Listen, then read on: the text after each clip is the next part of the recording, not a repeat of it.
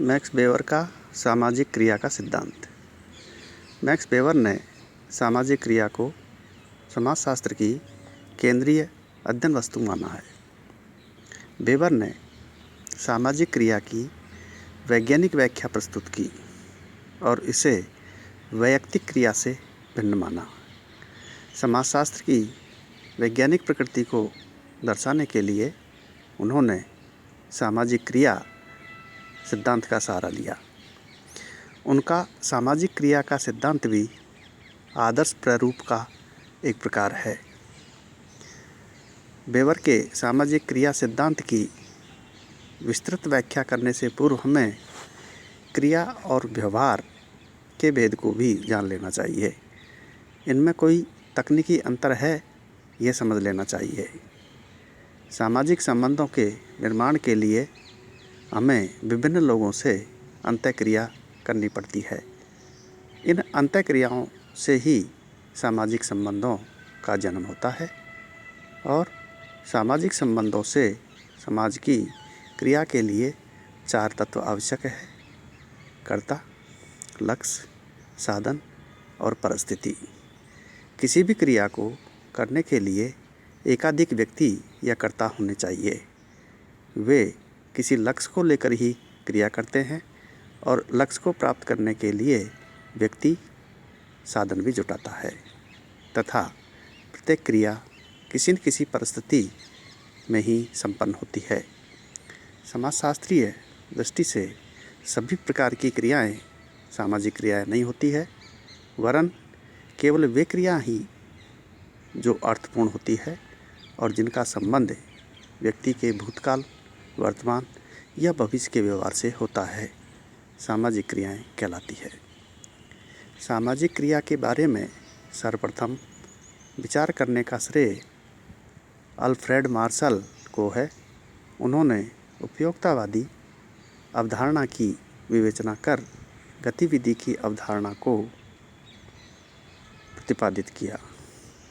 Martial के बाद Italy के समाजशास्त्री विल्फ्रेड पेरेटो ने विशिष्ट चालकों एवं भ्रांत तर्कों के संदर्भ में क्रिया की अवधारणा का उल्लेख किया। प्रसिद्ध समाजशास्त्री दुर्खिम ने भी सामाजिक तथ्यों के संदर्भ में इसी प्रकार के विचार व्यक्त किए।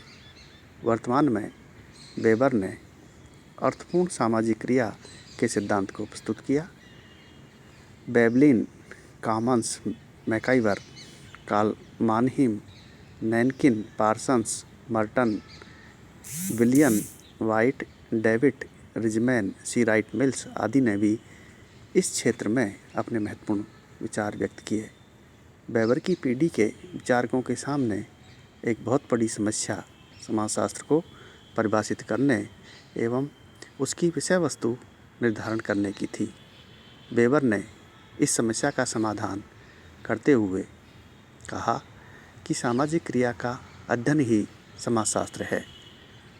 वेबर सामाजिक क्रिया के अध्ययन में तार्किकता एवं वस्तुनिष्ठता दोनों को समुचित स्थान देना चाहते थे, जिससे कि मनोविज्ञान और समाजशास्त्र एक सूत्र में आबद्ध हो जाए। वेबर ने अपनी कृति सामाजिक और आर्थिक संगठन का सिद्धांत में सामाजिक क्रिया के सिद्धांत का प्रतिपादन किया है।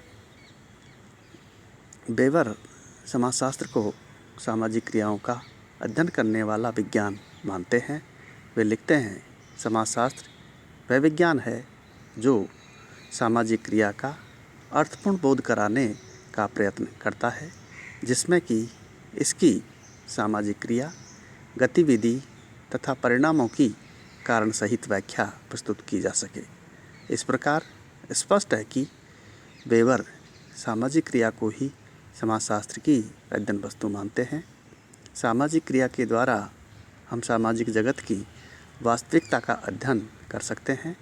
स्वयं वेबर ने वर्ग, परिस्थिति, धर्म, नौकरशाही, राजनीतिक दल एवं अनेक सामाजिक घटनाओं का अध्ययन एवं विश्लेषण सामाजिक क्रिया के माध्यम से किया है।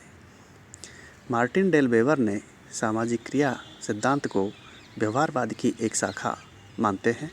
वेबर कहते हैं कि समाजशास्त्र के क्षेत्र एवं प्रकृति को भलीभांति समझने के लिए आवश्यक है कि सामाजिक क्रिया को सही रूप में समझ लिया जाए। सामाजिक क्रिया को परिभाषित करते हुए वेबर लिखते हैं, किसी क्रिया को सामाजिक क्रिया तभी कहा जा सकता है जबकि एक क्रिया को करने वाले व्यक्ति या व्यक्तियों द्वारा लगाए गए व्यक्तिनिष्ठ अर्थ या प्रतीकात्मक अर्थ के कारण यह क्रिया दूसरे व्यक्तियों के व्यवहार द्वारा प्रभावित हो और उसी के अनुसार उसकी गतिविधि निर्धारित हो।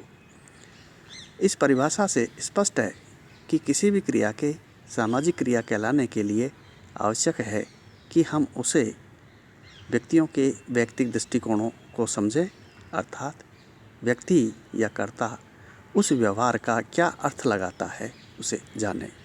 वेबर के अनुसार कोई भी व्यवहार या गतिविधि अपने आप में कुछ भी नहीं है, किंतु यदि व्यवहार या क्रिया को करने में कर्ता किसी अर्थ को जोड़ता है तो वह क्रिया सामाजिक क्रिया बन जाती है। इसे हम यूँ भी कह सकते हैं, व्यवहार प्लस कर्ता द्वारा दिया गया अर्थ बराबर सामाजिक क्रिया।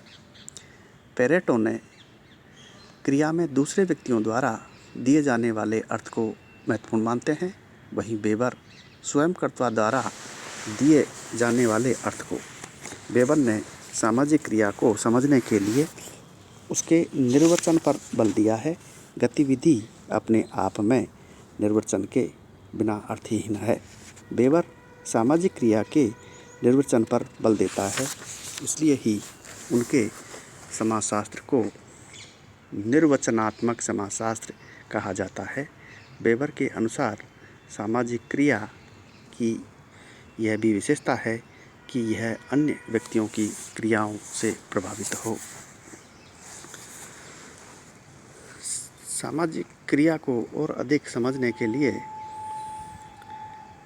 इसकी कुछ विशेषताएं हैं जिनका उल्लेख मैक्स वेबर ने किया है। धन्यवाद।